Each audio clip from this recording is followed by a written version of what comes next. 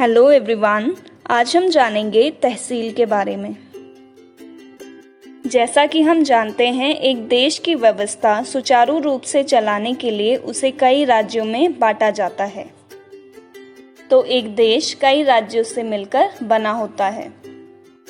आगे राज्य को जिलों में बांटा जाता है, जैसे उत्तराखंड 13 जिलों में बटा है।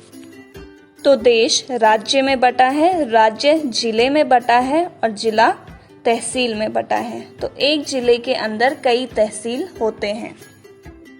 तो हम ये क्रम ध्यान में रखेंगे, पहले देश, फिर राज्य, फिर जिला और फिर तहसील। जानेंगे तहसील क्या होती है। तहसील राजस्व प्रशासन की एक मुख्य इकाई होती है।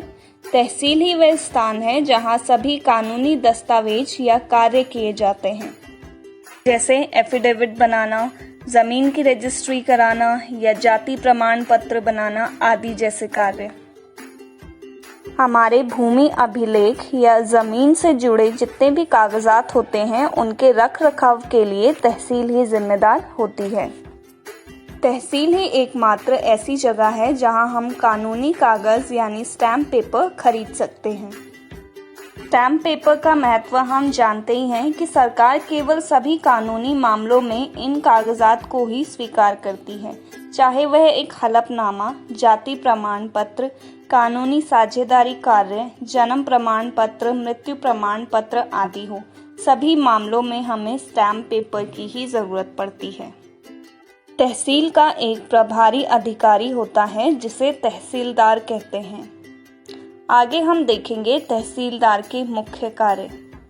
पहला कार्य भू राजस्व एकत्रित करना, फिर भू राजस्व का उचित संग्रह सुनिश्चित करना।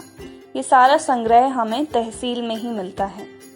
यह सुनिश्चित करना कि भूमि अभिलेख सुरक्षित रूप से रखे गए हैं और उसके बाद पटवारी की भूमिकाओं का पर्यवेक्षण करना, ये सभी तहसीलदार के मुख्य कार्य होते हैं।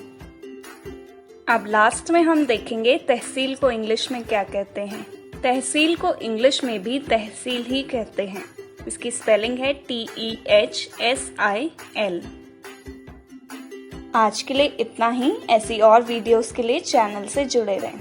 Thanks for watching.